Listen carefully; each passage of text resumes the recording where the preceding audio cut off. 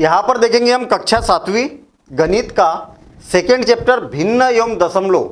हमने क्या चर्चा की, कहने का मतलब ये हुआ कि हमने जो पूरे चैप्टर में पढ़ा, पूरे चैप्टर में क्या पढ़ा, एक तो बेसिक कॉन्सेप्ट, उसकी पूरी परिभाषा है, किसको कैसे परिभाषित किया जा सकता है, सारे उदाहरण देखे, प्रयास कीजिए देखा, हर एक क्वेश्चन सॉल्व किए, कई सारे उससे संबंधित उदाहरण देखे, उसके बाद प्रश्नावली के हर एक क्वेश्चन को हल किया। उसके बाद में हमने क्या चर्चा की, ये टॉपिक ये है कि एक रिवीजन है, एक प्रकार से क्या है, एक रिवीजन है कि पूरे अध्याय को हमने पढ़ लिया, समझ लिया, पूरी प्रैक्टिस कर ली। अगर रिवीजन करना है तो आप इस वीडियो को देख लेंगे, पूरे चैप्टर का एक रिवीजन हो जाएगा। ठीक है, 60 रिवीजन बोल सकते हैं हम। तो रिवीजन के लिए एक बड़ा एक अच्छा टूल होगा ये। हमने इस अध्याय के अंतर्गत क्या चर्चा की, तो एक एक बात पर हम डिस्कशन करेंगे। मुख्यतः अगर देखा जाए तो हमने इस अध्याय के अंदर क्या पढ़ा भाई, दो चीज़ें पढ़ी है।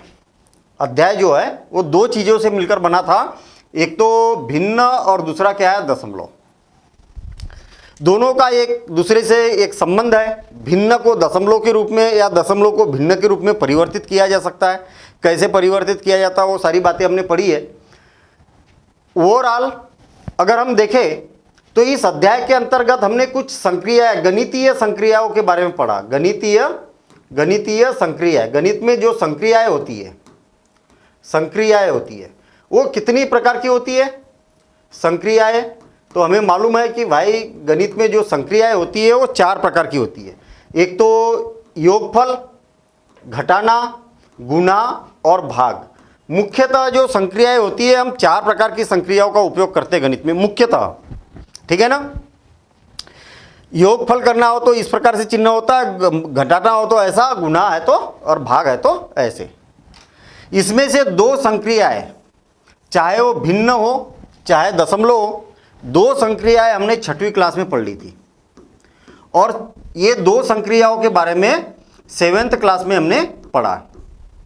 ओवरऑल 6वीं कक्षा की बात अगर हमें नहीं भी याद है और 7वीं क्लास में हम इस चैप्टर को पढ़ रहे हैं, तो हमने पहले बेसिक में 6वीं क्लास को कवर किया था कि 6वीं क्लास में क्या क्या हमने पढ़ा है।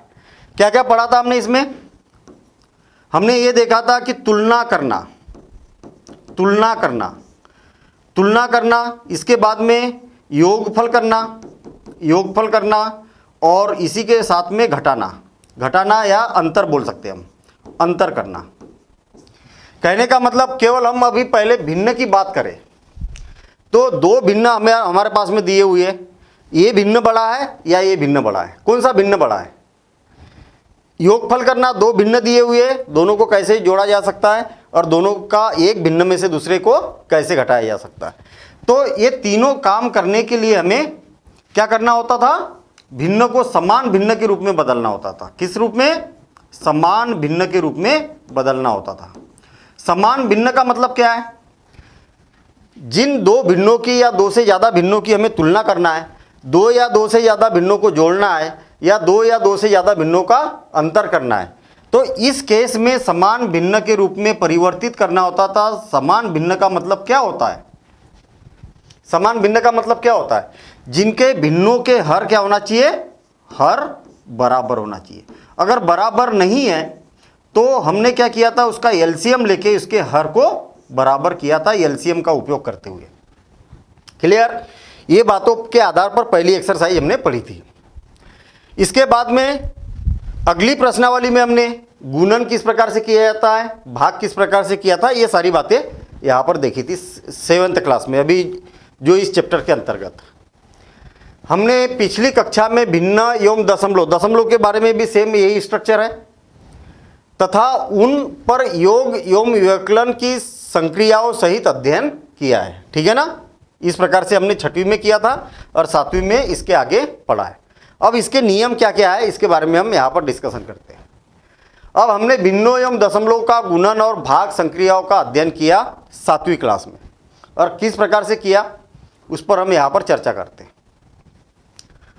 हमने अध्ययन किया कि भिन्नों को कैसे गुणा किया जा सकता है। बिल्कुल आसान था, भिन्नों का गुणनफल।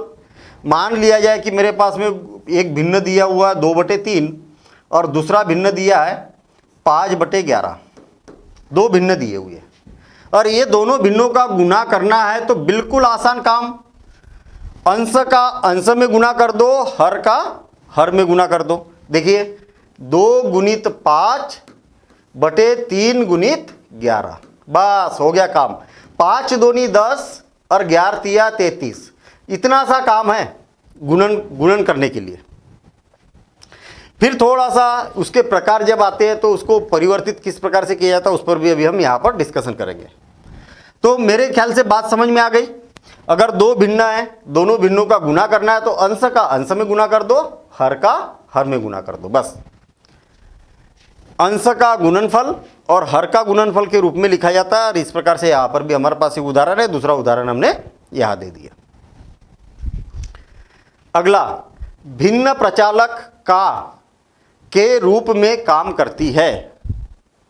किसके रूप में?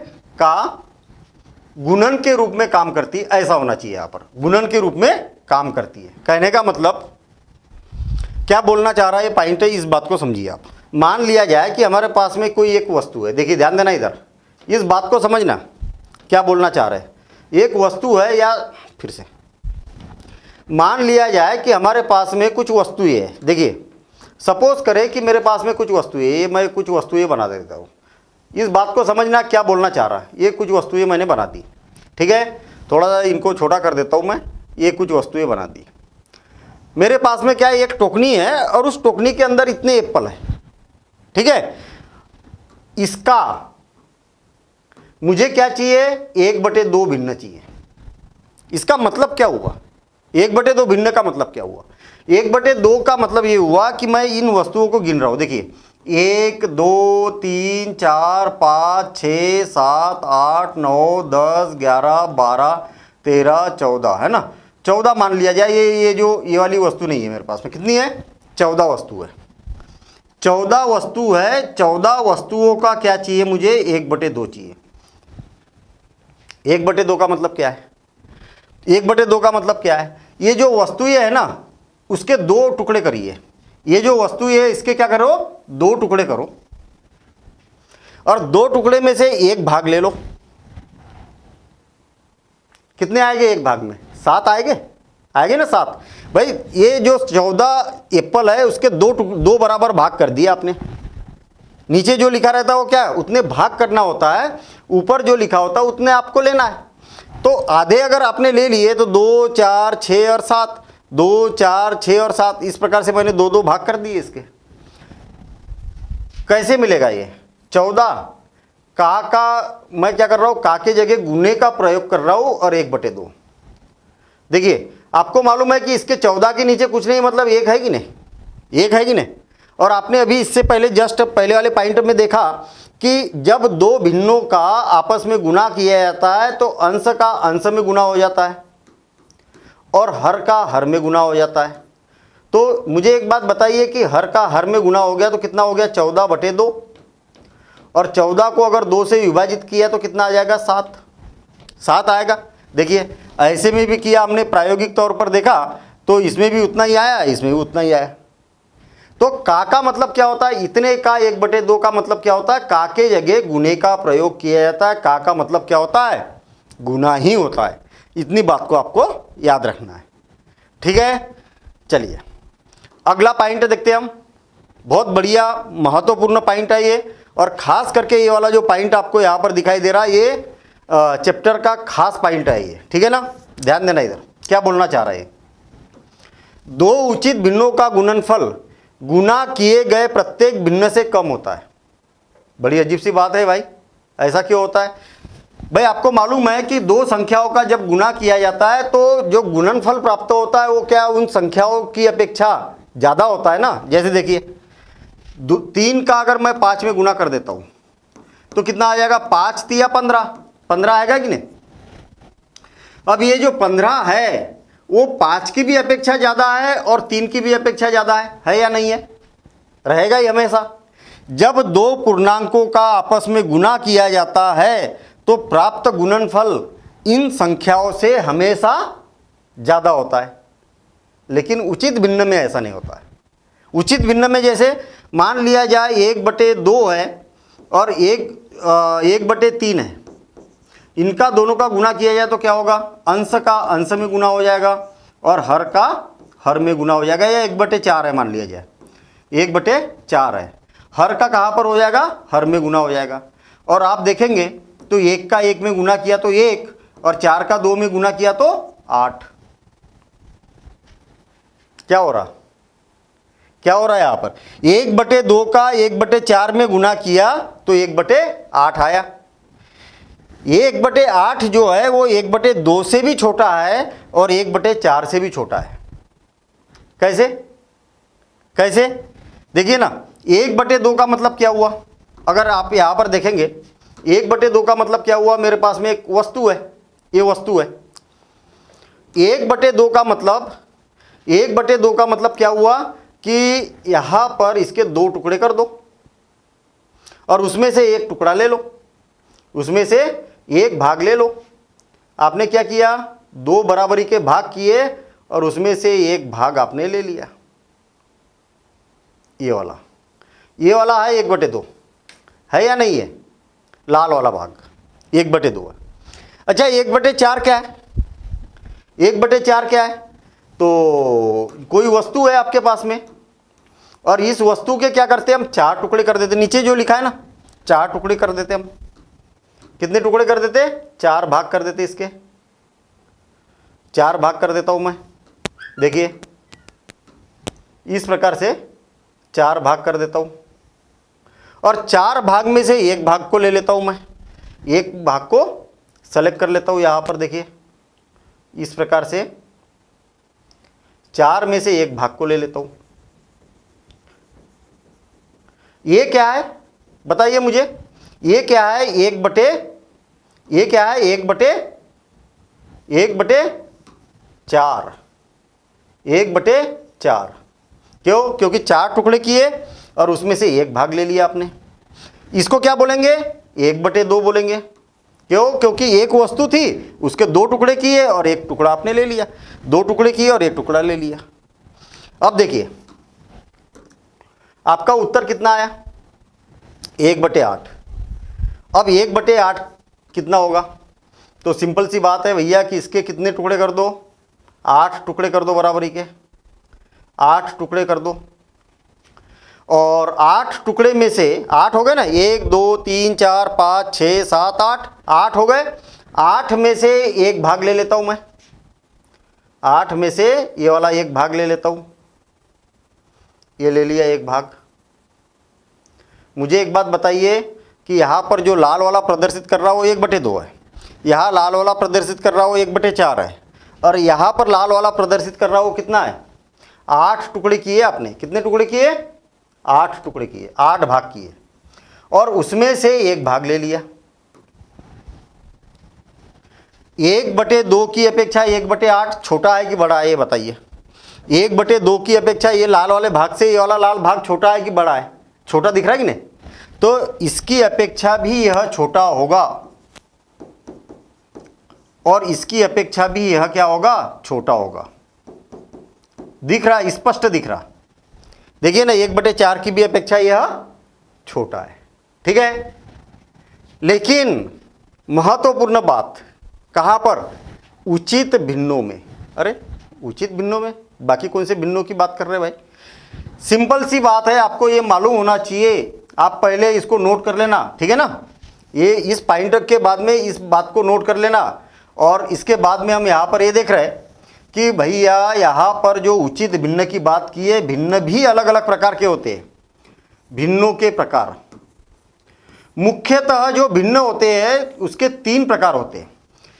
जब हमने चैप्टर पढ़ा 3 से ज़्यादा प्रकार के भिन्न देखे, लेकिन मुख्य रूप से अगर देखा जाए तो 3 प्रकार के भिन्न होते हैं। वो कौन से, पहला होता है उचित, उचित भिन्न, उचित भिन्न। दूसरा होता है अनुचित भिन्न, अनुचित भिन्न। और तीसरा होता है अनुचित भिन्न।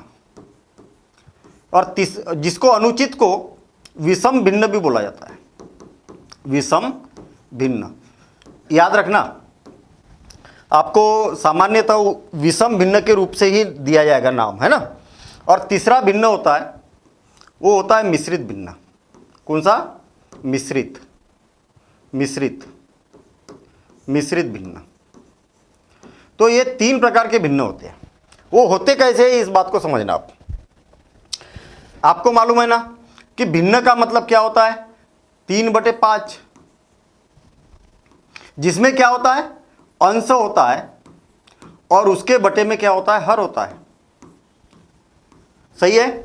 भिन्न क्या होता है? एक अंश होता है और उसके बटे में हर होता है। अगर ऐसा रहेगा तो उसको भिन्न बोला जाएगा। लेकिन अच्छा, अंश और हर में कोई भी पूर्णांक हो सकता है, कोई भी पूर्णांक हो सकता है, ठीक है ना। उचित भिन्न तब बोलेंगे जब अंश का मान हर की अपेक्षा क्या हो? कम हो। हर की अपेक्षा क्या हो? कम हो। जैसे 3/5, देखिए ना, 3 छोटा है 5 से, अंश का मान हर की अपेक्षा क्या होना चाहिए? छोटा होना चाहिए। उदाहरण, अब देखिए, विषम भिन्न जब अंश का मान क्या हो? हर की अपेक्षा बड़ा हो। जैसे 5/3, ये उदाहरण बन गया इसका। समझ में आ गई बात? जब भी अंश का मान हर की अपेक्षा क्या है? बड़ा है, ये बड़ा मुंह है ना इधर, तो अनुचित भिन्न या विषम भिन्न बोला जाता है। अच्छा, मिश्रित भिन्न किसको बोलते हैं? जिसमें पूर्णांक भी हो और भिन्न भी हो। जैसे देखिए, जैसे मान लिया जाए, इसको हटा रहा हूं मैं, जैसे मान लिया जाए कि आपके पास में 1 सही 2/3 है। 1 सही 2/3 जब क्या हो? एक उचित भिन्न हो और पूर्णांक होना चाहिए, तथा क्या होना चाहिए? उचित भिन्न होना चाहिए। उचित भिन्न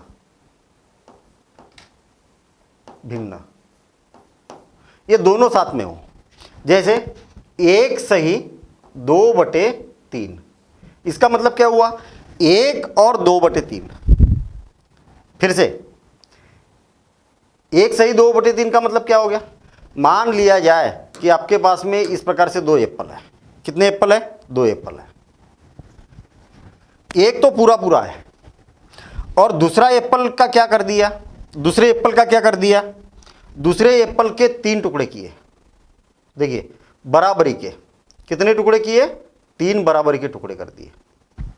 2/3 है ना, नीचे क्या लिखा है? 3, तो 3 बराबर के हमने टुकड़े कर दिए और उसमें से 2 एप्पल खा गए आप, या 2 एप्पल आपको दे दिए। देखिए, 2 भाग दे दिए, मतलब 2 भाग दे दिए, मतलब इसमें से क्या किया? इसमें क्या किया हमने? एक भाग को हटा दिया। एक भाग को क्या कर दिया? हटा दिया। इस प्रकार से एक भाग को हटा दिया, मतलब हमने क्या किए? इसके 2 भाग किए, 3 भाग किए, बराबरी के 3 भाग किए और एक भाग को क्या कर दिया? इसमें से हटा दिया। तो 1 और 2 भाग, ये वाला भाग और ये वाला भाग, ये वाला भाग हटा दिया।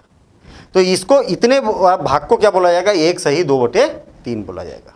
अब देखिए, ध्यान देना, इधर आपके पास में विषम भिन्न कौन है? विषम भिन्न कौन है? 5/3। मैं क्या करता हूं? 5 को 3 से भाग दे देता हूं। 3 का 3 और बच गया 2। इसको क्या लिखा जा सकता? कितने बार भाग गया? 1 बार। भागफल जितना भी रहेगा उसको सामने लिखा जाता है और जिसका जितना शेषफल बच गया उसको ऊपर लिखा जाता है, और जिससे भाग दिया भाजक जो है वो उसको नीचे लिखा जाता है। यानी कि आप बोल सकते कि 5/3 को आप ऐसा भी लिख सकते। तो ये वाला क्या हो गया? मिश्रित हो गया। कैसा हो गया? मिश्रित। और ये वाला कैसा हो गया? कैसा हो गया? विषम हो गया। बस देखिए, ध्यान देना, इधर इसको ऐसा लिखा जा सकता है और इसी को वापस ऐसा भी लिखा जा सकता है। तो मिश्रित को विषम भिन्न में और विषम भिन्न को मिश्रित भिन्न के रूप में बदला जा सकता है। बात समझ में आ गई? मिश्रित को विषम में और विषम को मिश्रित भिन्न में बदला जा सकता है। देखिए, 1 सही 2/3 है ना, इसको अगर आपको इस रूप में बदलना है तो कैसे किया जाता है? इसका इससे गुना किया जाता है और इसको जोड़ दिया जाता है। देखिए इसका इसमें गुना किया जाता है 3 गुणित 1 और इसको जोड़ दिया जाता है और जो नीचे है वही का वही लिख दिया जाता है। देखिए 3 का 3 और 2 5, 5/3 बदल दिया हमने, मिश्रित रूप से इस रूप में बदल दिया। समझ में आ गई बात। इसको ज़्यादा डिटेल में हमने चैप्टर में पढ़ा था, आप वहाँ पर देख सकते। कई सारे क्वेश्चन किए हमने, इसकी सब परिभाषा वगैरह सब आपको चैप्टर में मिलेगी। लेकिन एक रिवीजन के लिए ये इस प्रकार से आपको एक मदद करेगा। तो इतनी बात फिर से आप नोट कर लो, इतनी बात फिर से यहाँ पर आप नोट कर सकते हैं। ठीक है, चलिए अगला पॉइंट क्या बोला यहाँ पर देखिए, एक उचित और एक विषम भिन्न का गुणनफल विषम भिन्न से कम होता है और उचित भिन्न से ज्यादा होता है। देखिए क्या बोला है यहाँ पर, एक उचित भिन्न है आपके पास, मान लिया जाए कि 1/2 है। उचित भिन्न है क्या? हाँ बिल्कुल है ना, उचित भिन्न। क्यों? क्योंकि अंश हर की अपेक्षा कम है। एक विषम भिन्न, विषम भिन्न का मतलब क्या हुआ? 3/2। मतलब एक क्या है? उचित भिन्न है और एक क्या है? अनुचित भिन्न है। उचित इसलिए है क्योंकि अंश हर की अपेक्षा छोटा है और अनुचित इसलिए है क्योंकि अंश हर की अपेक्षा बड़ा है। क्या बोला? एक उचित भिन्न और एक विषम भिन्न का गुणनफल विषम भिन्न से कम होता है। इसका गुणनफल करके देखे क्या? इसका गुणनफल अगर कर दिया जाए तो देखिए अंश का अंश में गुना होगा तो 3 हो गया, हर का हर में गुना होगा तो कितना हो गया? 4 हो गया। समझ में आ गई बात? ऐसा होता है या नहीं होता, इस बात को देखना। देखिए टाइम लगेगा, लेकिन टाइम लगने दो, टाइम की कोई समस्या नहीं है, लेकिन बात पूरी स्पष्ट होना चाहिए, कंफ्यूजन नहीं रहना चाहिए। हम 3 रिजल्ट लेके चल रहे हैं, 3 रिजल्ट लेके चल रहे हैं। इसका और इसका गुणनफल किया तो इतना मिला। 1/2 का मतलब क्या हुआ बताइए मुझे? 2 टुकड़े किए मैंने, नीचे 2 है इसलिए। यहां पर क्या हुआ? 2 टुकड़े किए, लेकिन ऐसे आपको कितने टुकड़े चाहिए? 3 टुकड़े चाहिए। ऐसे कितने टुकड़े चाहिए? 3 टुकड़े चाहिए। देखिए और एक लेना पड़ेगा मुझे, ऐसे 3 भाग चाहिए आपको। अभी करूंगा मैं उसको। और यहां पर क्या? 4 टुकड़े किए एक वस्तु के, 4 टुकड़े किए और 4 में से 3 टुकड़े लिए। अब देखना, ध्यान देना इधर फिर से। हमने क्या किया? एक वस्तु के 2 टुकड़े किए और 1 भाग ले लिया। 1 भाग ले लेता हूं मैं इसमें से, ठीक है? 1 भाग ले लिया। इसमें क्या किए? 2 भाग किए और 2 भाग में से 3 भाग चाहिए आपको। अरे 3 भाग कहाँ से मिल जाएंगे भाई? एक वस्तु के 2 भाग किए और 3 भाग कहाँ से मिल जाएंगे? तो देखिए हमने यहाँ पर एक तो पूरी वस्तु ले ली, कितने भाग ले लिए मुझे बताइए आप? क्यों? 2 भाग ले लिए ना मैंने। अरे भाई इस वस्तु के 2 टुकड़े किए थे, 2 भाग पर मैंने लाल कर दिया और 1 भाग और चाहिए तो 1 भाग ये वाला लाल कर देता हूं। बात समझ में आ गई? ठीक है। अब देखिए 4 भाग किए आपने एक वस्तु के, उसमें से 3 भाग ले लिए, इसमें से 3 भाग ले लिए आपने, ये वाले 3 भाग ये ले लिए। 4 भाग किए, उसमें से 3 भाग ले लिए। अब देखिए, अब देखना, अब पढ़िए, अब सारी बातें समझ में आएगी। अब सारी बातें समझ में आएगी क्या क्या क्या बोलना चाह रहा है। एक उचित और एक विषम भिन्न का गुणनफल, ये गुणनफल कर दिया मैंने, विषम भिन्न से कम होता है। देखिए विषम भिन्न जो है ना, ये विषम भिन्न है ना, इसकी अपेक्षा ये लाल कम है ना भाई, ये दोनों है ना, दोनों की अपेक्षा लाल वाला कम है ना। हाँ बिल्कुल सही है, कम होता है। और उचित भिन्न, ये उचित भिन्न था, उचित भिन्न की अपेक्षा ज़्यादा होता है। देखिए ये लाल वाले की अपेक्षा ये लाल वाला ज़्यादा है ना, और इसकी अपेक्षा कम है। इसकी मतलब ये दोनों मिला के। अब आप सोच रहे होंगे कि सर यहाँ तो गड़बड़ है। गड़बड़ क्या है भाई? बिल्कुल गड़बड़ है। 2 भाग किए और 3 ले लिए, ऐसा कैसे? ये क्या है? अनुचित भिन्न है। अगर मैं 3 को अगर 2 से भाग देता हूँ तो ये क्या हो जाएगा? 2 1 2 तो बच गया 1। तो इसको क्या लिखा जा सकता है? 1 सही 1/2 भी लिखा जा सकता है। यानी कि एक पूरा पूरा और एक वस्तु के दो टुकड़े किए, उसमें से एक टुकड़ा लिया। अब आ गई ना बात समझ में। इसी को मैं ऐसा लिख सकता हूँ, एक पूरी पूरी वस्तु और आधी वस्तु, एक पूरी पूरी वस्तु और एक आधी वस्तु। ठीक है, तो इस प्रकार से आप इसको बोल सकते हैं। अब देखिए तीसरा पॉइंट क्या बोल रहा है, दो विषम भिन्नों का गुणनफल गुना किए गए दोनों भिन्नों में से प्रत्येक से बड़ा होता है। आई बात समझ में? नहीं आई, फिर से देखना। हम यहाँ पर उदाहरण देख रहे हैं, दो विषम भिन्न है आपके पास। मान लिया जाए कि मैंने क्या लिया, 3/2 ले लिया और 5/2 ले लिया। क्या किया मैंने मालूम है, दोनों विषम भिन्न ले रहे हम, है ना। तो ये भी विषम है क्योंकि अंश हर की अपेक्षा बड़ा है और यहाँ पर भी अंश हर की अपेक्षा बड़ा है। देखना, ध्यान देना इधर क्या होता है, नियम क्या बोलता है कि अंश का अंश में गुना, 3 गुणित 5 और बटे 2 गुणित 4, 2 गुणित 4 कितना हो गया बताइए, 5 तिया 15/4। अब इस बात को, या डायरेक्ट यहीं पर लिख रहा हूं मैं, 15/5 तिया 15, 5 तिया 15/4 ऐसा लिख दिया। अब इस बात को समझना, ठीक है, थोड़ी सी प्रैक्टिस करना है, समझना है हमें कि ये वास्तव में ऐसा हो क्यों रहा है। देखिए 3/2, 3/2 मुझे एक बात बताइए कि 3/2 का मतलब क्या होगा। 3/2 का मतलब होगा 3 को 2 से भाग दे दो, तो 2 1 2 बच गया 1।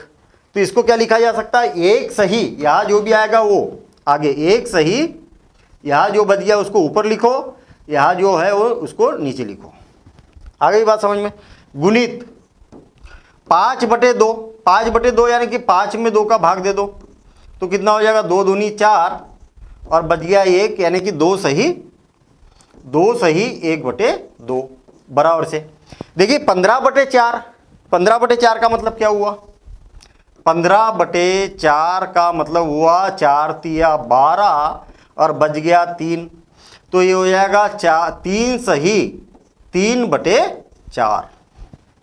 अब ध्यान देना, मैंने क्या किया, इसको विषम भिन्न से मिश्रित भिन्न के रूप में परिवर्तित कर दिया। इसका मतलब क्या हुआ, इसका मतलब क्या हुआ, तो देखिए ध्यान देना इधर। मान लिया जाए कि आपके पास में क्या है, एक वस्तु है ये वाली, ठीक है, और ये 2 वस्तु है यहाँ पर। अब देखना, यहाँ पर 1 2 और ये 3, ठीक। यहाँ पर भी मैं इधर बना देता हूँ मैं। हाँ, यहाँ पर क्या है, 1 2 3 और 4। ऐसा क्यों किया भाई, कम ज़्यादा क्यों किया, 1 और आधी है ना। तो देखिए यहाँ पर तो 1 तो है ही पूरी, यहाँ पर 1 तो पूरी है, तो पूरी भर देता हूँ मैं। देखिए ध्यान देना इधर, 1 क्या है, पूरी है, ये पूरी भर दी, 1 पूरी है ना।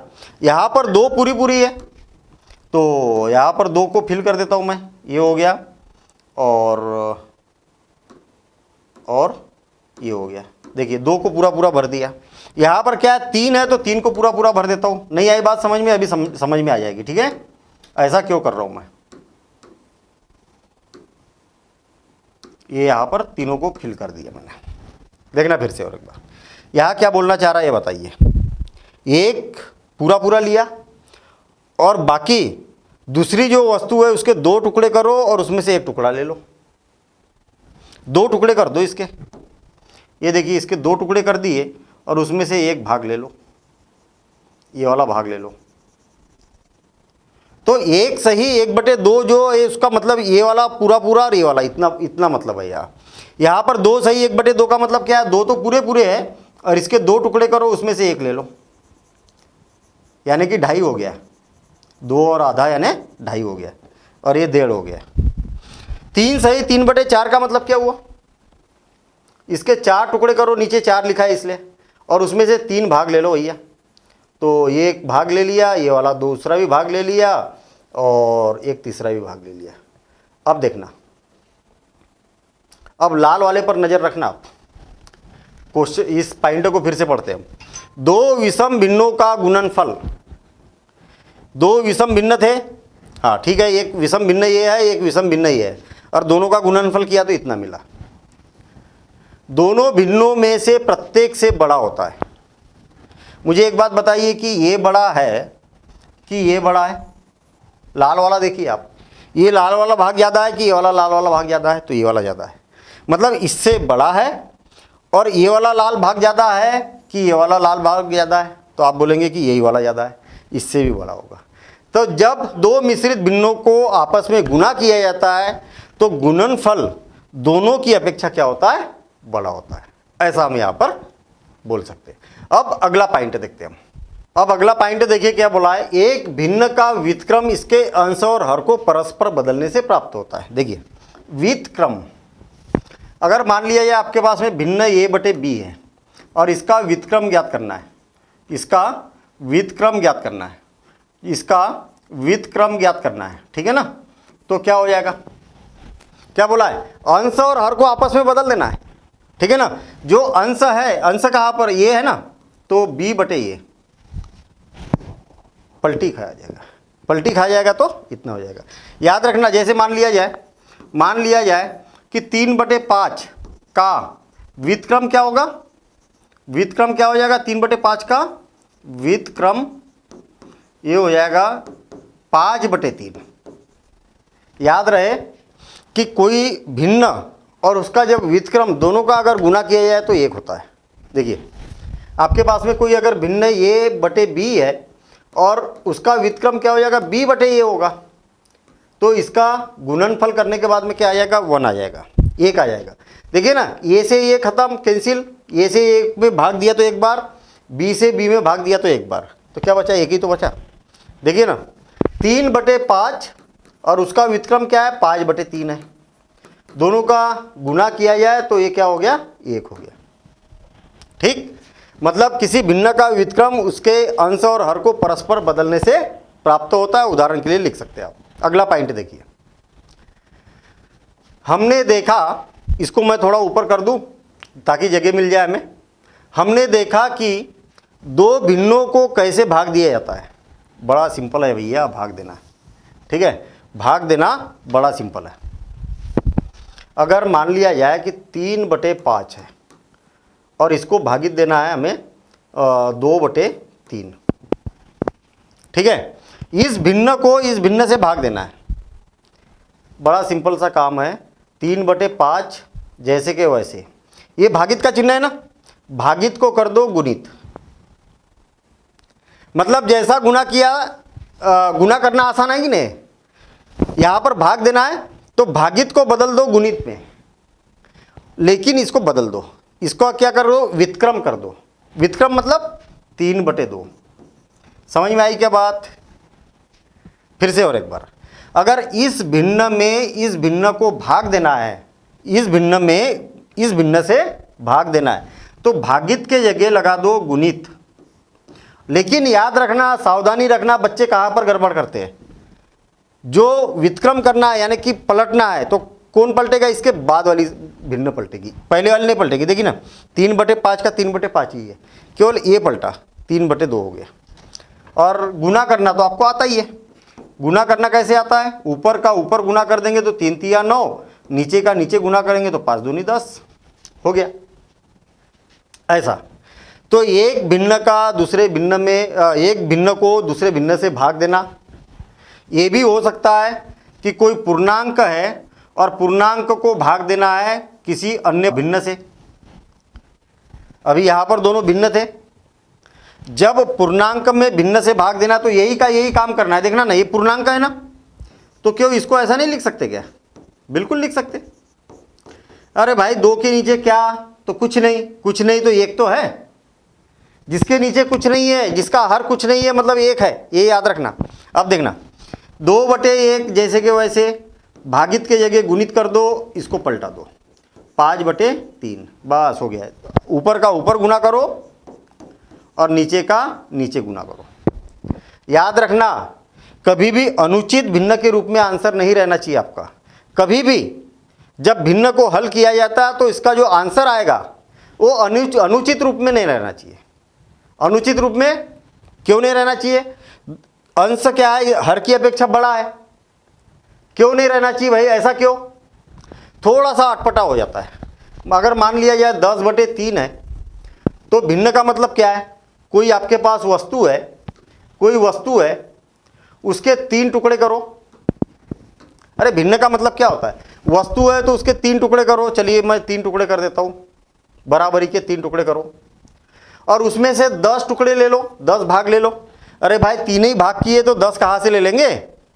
लेंगे क्या? इसीलिए ये लिखने का तरीका जो होता है वो क्या होता है? गलत होता है। इसलिए लिखने का तरीका क्या होता है? गलत होता है। तो फिर सही तरीका क्या है? जब भी अंश हर की अपेक्षा बड़ा होता है तो आपको उसको मिश्र भिन्न के रूप में बदल देना चाहिए। 3 का भाग देंगे तो 3 तिया 9 और बच गया आपके पास 1। तो इस बात को क्या लिखा जा सकता? 3 सही 1/3। 3 सही 1/3। अब आसान हो गया काम। कैसे आसान हो गया भाई? अब आसान कैसे हो गया? अब देखिए, मान लिया जाए कि आपके पास कोई एक वस्तु है। देखिए एक वस्तु है, कितनी वस्तु है? एक नहीं है, कितनी है? 3 और 1/3 कितनी है? 3। 3 तो पूरी है और 1/3 है। कहने का मतलब इसके क्या करना है आपको? 3 भाग करना है बराबरी के और ये वाला भी भाग लेना है। तो ये पूरी वस्तु, ये पूरी वस्तु, ये पूरी वस्तु 3 हो गई। 1 2 3 पूरी हो गई और एक वस्तु के 3 टुकड़े करना है। ये 3 टुकड़े कर दिए और उसमें से 1 भाग लेना है, ये वाला भाग। तो अब प्रदर्शित करना आसान हो गया। ऐसा लिखेंगे तो, ऐसा लिखेंगे तो प्रदर्शित करने में तकलीफ है। तो क्या लिखेंगे हम इसको? 3 सही 1/3। महत्वपूर्ण बातें हैं ये, बहुत महत्वपूर्ण बातें।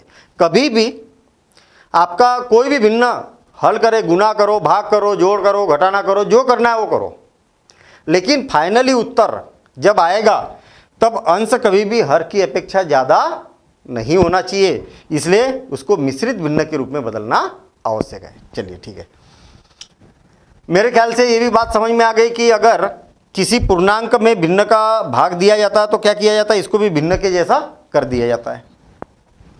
अगर किसी भिन्न में पूर्णांक से भाग दिया जाए, कोई भिन्न है, मान लिया जाए 2/3 है और इसको भाग दिया जाए 7 से, तो फिर क्या करेंगे भाई? तो करना क्या है? इसको भी वैसे ही करो। और 2/3 है तो गुना करेंगे तो ये भी पलट जाएगा भाई, 1/7। तो 2 का ऊपर गुना तो 2 और 7 तिया 21, ये हो गया। समझ में आ गई बात? 3 प्रकार के यहाँ पर हमें यहाँ पर क्वेश्चन मिलते हैं। ये 2 प्रकार के और ये 3 प्रकार के। जब भाग करना होता है हमें तो हो सकता है कि किसी पूर्णांक में किसी भिन्न का भाग दिया हो, किसी भिन्न में पूर्णांक से भाग दिया गया हो, या किसी भिन्न में भिन्न से भाग दिया हो। 3 स्थिति आ सकती है हमारे पास। तो तीनों स्थितियों के हमारे पास यहाँ उदाहरण है। बात को नोट कर लीजिए, ठीक है? वैसे आपके बुक में है, लास्ट में सब कुछ लिखा हुआ है। ये जो लिखा हुआ है ना, एनसीईआरटी से ही लिया है और एनसीईआरटी में सब कुछ लिखा है, लेकिन फिर भी और एक बार नोट करिए ना उसको। और नोट करने के साथ साथ में ये उदाहरण इस प्रकार से इसको भी नोट करते चलना। होता क्या है, इसमें कारण जानना बहुत जरूरी होता है कि भाई ऐसा क्यों बोलना चाह रहा है। तो कारण प्रायोगिक तौर पर जानना चाहिए आपने, और जो चीज़ प्रायोगिक तौर पर जानते हैं ना वो कभी जीवन में नहीं भूलते। ये बात याद रखना, ठीक है?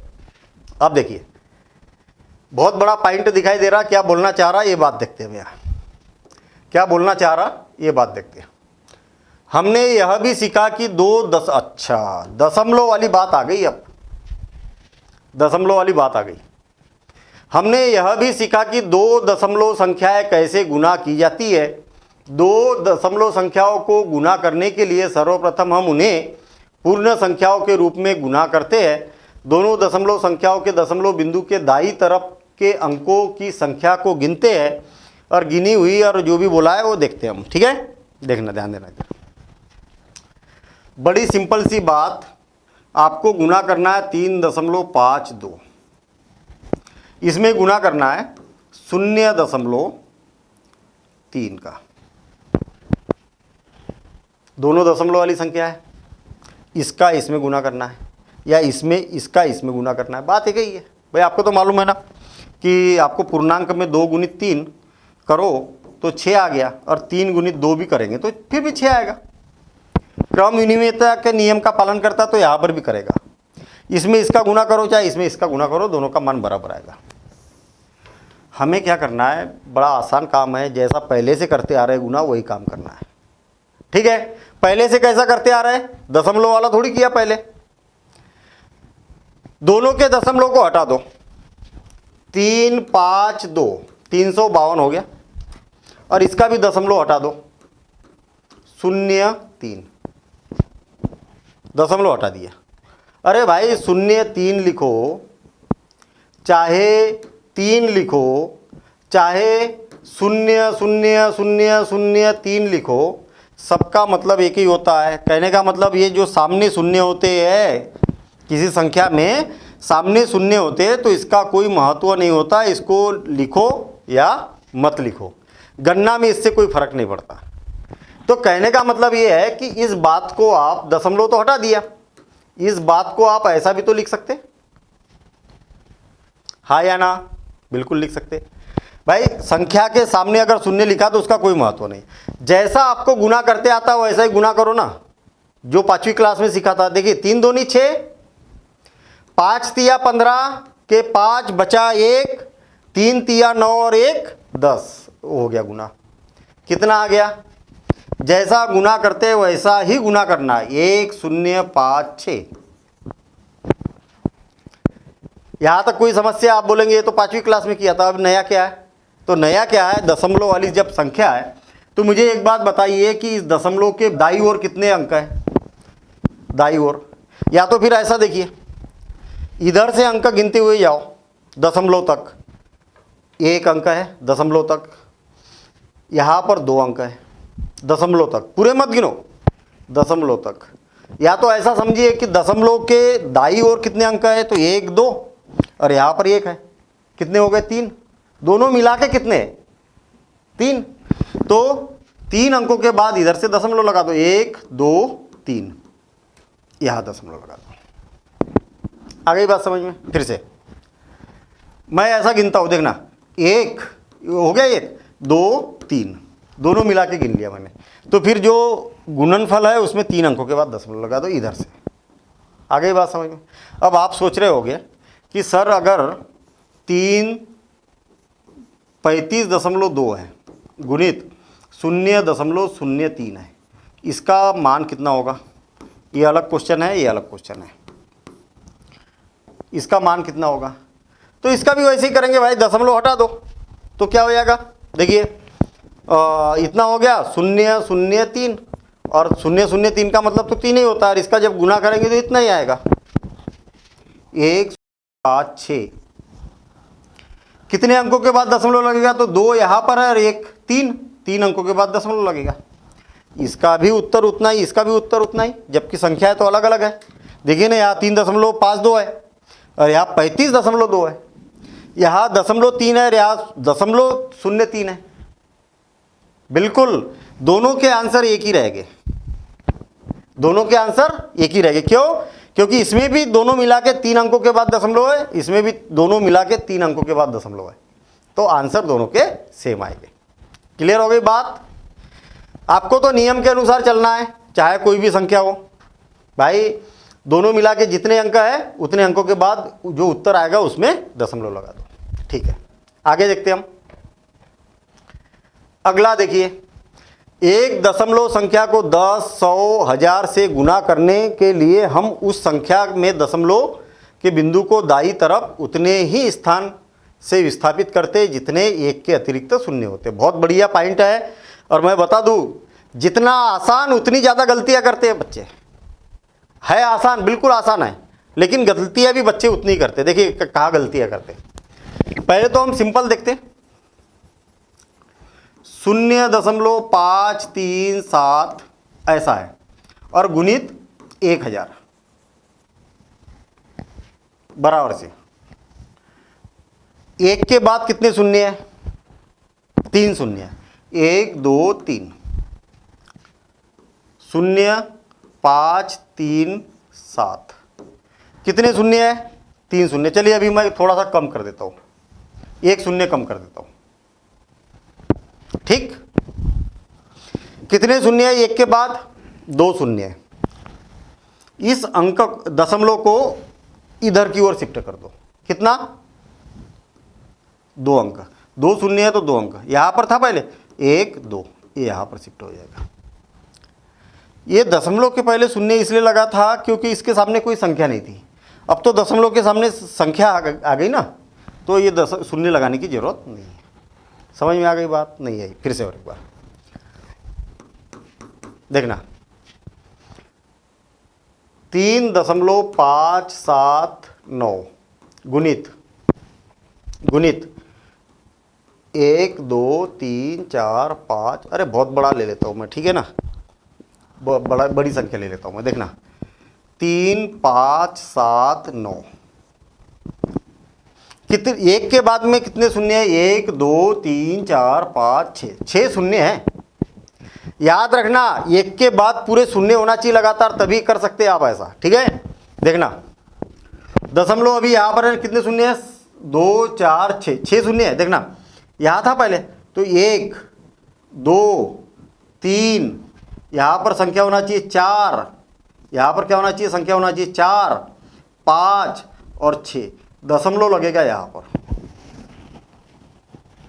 आई बात समझ में? नहीं आई? फिर से, एक के बाद कितने शून्य है लगातार? 1 2 3 4 5 6, पूरे शून्य होना जरूरी है, ये बात याद रखना। नहीं तो पता लगा यहां पर 1 है और फिर शून्य है, अब आप गिन रहे कि 1 2 3 4 5 शून्य। अरे ऐसा नहीं, कोई भी अंक नहीं होना चाहिए, ठीक है। तो कितने शून्य है? 6 शून्य है। दशमलव कहां पर था? ये यहां पर था ना, यहां से 6 अंक देखो इधर, 1 2 3 4 5 6, और दशमलव लगेगा यहां पर। अब आप बोलेंगे कि यहां तो कोई संख्या है ही नहीं, किसको गिन लिया आपने? तो जो संख्या नहीं है उसको शून्य लिख दिया जाता है, ठीक। और ये जो दशमलव है ना, आखिरी में दशमलव का कोई महत्व नहीं होता है, तो इसको क्या लिखा जाएगा? 3 5 7 9 0 0 0। दशमलव को कोई मतलब नहीं है, नहीं भी लिखोगे आखिरी में दशमलव तो कोई मतलब नहीं। देखिए ऐसे समझना आप, मान लिया जाए कि आपके पास में 10 रुपये है। कितने रुपये है? 10 रुपये। मैंने बोला कि आपके पास में 10 रुपये और 0 पैसे है, ठीक है। या मैंने बोला कि आपके पास में 10 रुपये है और दशमलव, पैसे है क्या? कुछ नहीं है, तो दशमलव के बाद में कुछ नहीं लिखा। अरे भाई तीनों का तो मतलब एक ही है, गोल मोल करके मैं बोल रहा हूँ आपको। यहाँ पर बोल रहा हूँ कि 10 रुपये और 0 पैसे। शून्य क्या होता? कुछ नहीं है। यहाँ पर बोल रहा हूँ कि 10 रुपये आपके पास, और यहाँ पर बोल रहा हूँ मैं कि 10 रुपये और पैसे की बारी आई तो रुक गया मैं। तो 10 रुपये तो तीनों स्थिति में है ना आपके पास, तो आखिरी में दशमलव लगाओ, या आखिरी में दशमलव लगा दिए और फिर 0 लगा दिए, और जब आखिरी में दशमलव के बाद कुछ नहीं है तो 10 ही लिख दिया आपने। तीनों का मतलब एक ही है, ठीक है। समझ में आ गई बात?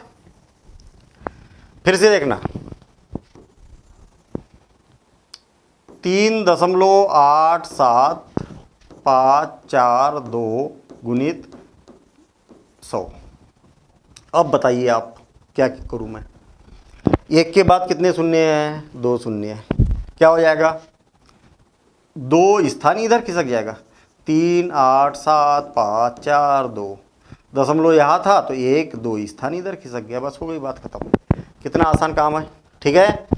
अब अगला नोट करते हुए जाएंगे आप उदाहरण, ये उदाहरण 1 2 3, ठीक। और इसको भी देखना आप, यहाँ पर भी उदाहरण दिए हुए हैं, ठीक है। अब आगे देखिए, मैंने थोड़े से बड़े उदाहरण लिए, ठीक। हाँ, बड़ा सा पॉइंट दिखाई दे रहा भाई, क्या बोलना चाह रहा। हालांकि 2-3 पॉइंट है इसमें, है ना, 3 पॉइंट है ABC तक। पहले तो हम देखते हैं कि क्या बोलना चाह रहे हैं, क्या बोलना चाह रहे हैं, एक एक करके पॉइंट देखते हैं हम। हमने देखा कि दशमलव संख्याएं कैसे विभाजित की जाती है, दशमलव संख्या को कैसे विभाजित किया जा सकता है। देखना पहला पॉइंट है इसमें, एक दशमलव संख्या को पूर्ण संख्या से भाग करने के लिए सर्वप्रथम हम उस पूर्ण संख्या के रूप में भाग देते हैं, तब भाग में दशमलव बिंदु को वैसे ही रखा जाता है जैसा कि दशमलव संख्या में है। बड़ी अजीब सी बात हो गई। क्या बोलना चाह रहा भाई है? मान लिया जाए कि आपके पास में 3, 6, 9 है और दशमलव लगा है यहाँ पर, और आपको भाग देना है इसमें 3 से। कैसे भाग दे? ऐसा लिखो या तो फिर ऐसा लिखो 3.69 भागित 3, दोनों का मतलब एक ही है। ऐसा लिखो चाहे ऐसा लिखो। जैसा हम गुने में करते थे सेम ऐसे ही काम करना पड़ेगा यहाँ। कैसे? थोड़ा सा कुछ चेंज है, वो चेंज क्या है यहाँ पर मैं बता रहा हूँ। ये पहला उदाहरण है, ठीक है। दशमलव को भूल जाओ, जैसा भाग देते हो वैसे भाग दो। 3, 6, 9, और इसमें किसका भाग देना है आपको? 3 का भाग देना है। भाग तो देते आता ना, 3 का 3, घटाया तो कुछ नहीं बचा, उतारा 6, 3 दूनी 6, घटाया तो कुछ नहीं बचा, उतारा अगला अंक 9, 3 तिया 9, और बचा कुछ नहीं, और उतारने के लिए भी कुछ नहीं, उतारने के लिए भी कुछ नहीं बचा, यानी कि अपना काम हो गया। शेषफल 0 बचा ना, हो गया काम। मतलब आपने जब भाग दिया तो आपके पास में आ गया 1, 2, 3, इतना आ गया। दशमलव कहाँ लगेगा? नीचे तो कोई दशमलव नहीं है ना। ऊपर कितने अंकों के बाद दशमलव है? 1, 2, 2 अंकों के बाद दशमलव है, तो यहाँ दशमलव लगा दो। आ गई बात समझ में? समझ में आ गई बात? यहाँ जितने अंकों के बाद दशमलव, उतने अंकों के बाद दशमलव लगा दो। तब जब हर में दशमलव वाली संख्या नहीं है, केवल अंश में दशमलव वाली संख्या है। ठीक है, क्लियर? पहला पॉइंट लिखिए, उसका ये, उसका वो वाला भी उदाहरण लिखना और ये वाला भी उदाहरण लिखना। ठीक, अब इसके बाद में दूसरा पॉइंट पढ़ूंगा मैं और दूसरे पॉइंट को समझेंगे हम। एक दशमलव संख्या को 10, 100, 1000 से भाग करने के लिए दशमलव संख्या में दशमलव बिंदु की बाईं ओर उतने ही स्थान खिसका दिया जाता है, यानी कि विस्थापित कर दिया जाता है। एक के अतिरिक्त अन्य शून्य वगैरह वगैरह जो भी है। यहाँ पर देखना, बी का उदाहरण देखिए।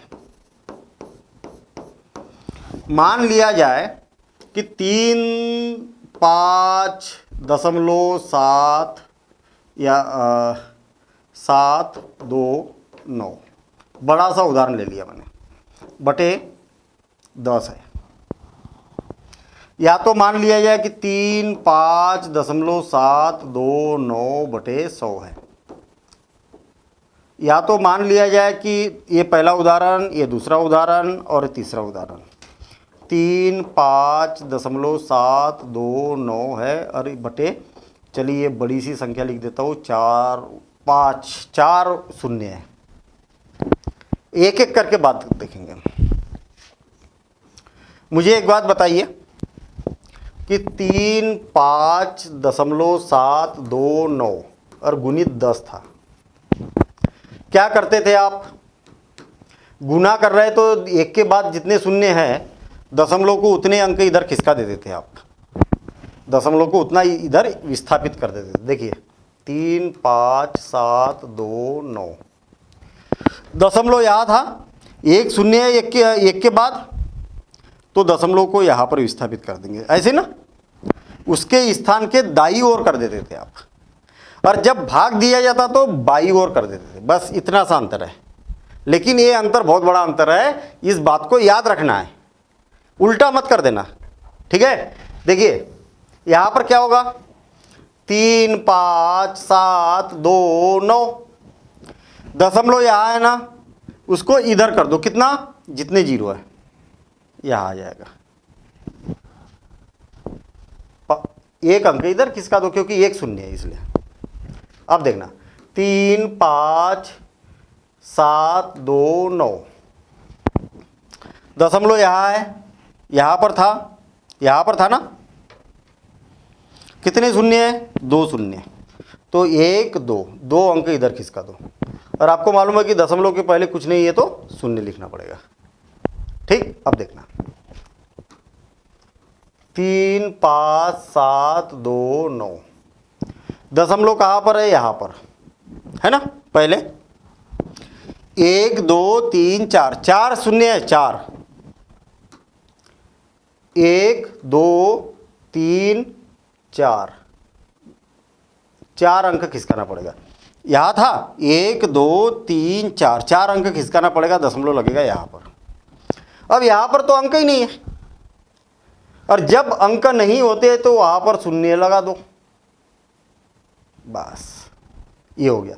और दशमलव के पहले कोई अंक नहीं है इसलिए शून्य लगा दो। आ गई बात समझ में? उदाहरण लिख लो, पहले नियम लिखो दूसरा और फिर उदाहरण लिखो। हाँ, अब अंतिम, दो दशमलव संख्याओं को भाग करते समय सर्वप्रथम हम दोनों संख्याओं के दशमलव बिंदु को दाईं तरफ समान स्थानों से विस्थापित करते हैं और तब भाग देते हैं। आई बात समझ में? नहीं आई? देखना, दशमलव, दो दशमलव वाली संख्या है, जैसे मान लिया जाए 3.69 है और बटे 0.3 है। ठीक, क्लियर? अब देखना, दो दशमलव संख्याओं को भाग करते समय, भाग कर रहे हैं, सर्वप्रथम हम दोनों संख्याओं में दशमलव बिंदु को दाईं तरफ समान स्थानों से विस्थापित करते हैं तथा भाग देते हैं। आई बात समझ में? नहीं आई? देखना, 3, मैं क्या करता हूं, यहां पर कितने स्थान है ये बताइए मुझे। एक स्थान है ना, नीचे कितने स्थान है? एक स्थान है। मैंने क्या किया, ये दशमलव को एक स्थान इधर स्थापित किया, खत्म हो गया ना, एक ही स्थान था। तो यहां पर भी एक ही स्थान विस्थापित करो। जितने स्थान इसके विस्थापित किए हमने, उतने ही इसके विस्थापित करो। कोई समस्या? आई बात समझ में? नहीं आई? इसमें 2 स्थान है, इसमें एक स्थान है। कम किसमें है? इसमें। तो इसमें कितने स्थान स्थापित किए? एक स्थान। तो इसमें भी आप एक ही स्थान, जितने यहाँ विस्थापित करेंगे उतने ही यहाँ पर भी। देखना फिर से, 36.9 बटे 0.03। यहाँ पर कितने स्थान है? एक स्थान। यहाँ पर कितने स्थान है? 2 स्थान, 1 2, 3 6 9। यहाँ कम है तो इसको एक स्थान खिसका सकते हैं आप, तो यहाँ पर भी एक ही स्थान खिसका सकते हैं आप, इसको भी इधर 0.3। आई बात समझ में? जितने कम है ना, यहाँ कम है तो एक स्थान खिसका है, तो यहाँ पर भी एक ही स्थान खिसका सकते हैं आप, ऐसा। ठीक है, दोनों के समान स्थान खिसकाना आपको। क्लियर हो गई बात? बात क्लियर हो गई? और एक तरीका, चलिए इसको रहने देता हूं मैं, फिर ये देखते हैं। ज़्यादा कहाँ पर है? यहाँ पर ज़्यादा स्थान है, 1 2, तो ज़्यादा वाले को खिसका दो। 3 6 9 यहाँ खिसका दिया। कितने स्थान खिसका है? 2 स्थान, तो 2 ही स्थान इसके भी खिसका दो। 0 3 0, बस। अब आई बात समझ में? कहने का मतलब, जितने स्थान ऊपर खिसकाएंगे उतने ही स्थान इधर खिसकाओ। अब देखिए, आखिरी में दशमलव लगाने का कोई महत्व है क्या? नहीं है। यहाँ पर भी आखिरी में दशमलव लगाने का कोई मतलब है क्या? नहीं है। आप इसको लिख सकते हैं 36.9 बटे 3, ऐसा लिख सकते हैं। या इसको लिखना है तो क्या लिख सकते हैं? 3 6 9 बटे 30 लिख सकते हैं। भाई मैं 2 तरीके से हल कर रहा हूँ, ऐसा भी किया जा सकता, ऐसा भी किया जा सकता। अब देखना, इसको लिखा जा सकता 3 6 9 बटे 3 गुणित 10, सही है ना? 3 गुणित 10, सिंपल सी बात भैया। 3 6 9 को, दशमलव को भूल जाओ और 3 से विभाजित कर दो। कितना हो जाएगा? 3 का 3, बचा कुछ नहीं, उतारा 6, 3 दूनी 6, और बचा कुछ नहीं, उतारा 9, 3 तिया 9, और बचा कुछ नहीं। कितने बार विभाजित हुआ? 123 बार। कितने अंकों के बाद दशमलव है? तो 1 अंक के बाद। भाई यहाँ पर भी 369 को 3 से विभाजित करेंगे तो क्या हो जाएगा, 123 बार विभाजित होगा बटे 10 है। यहाँ पर एक शून्य है तो एक अंक के बाद दशमलव लगेगा तो 12.3।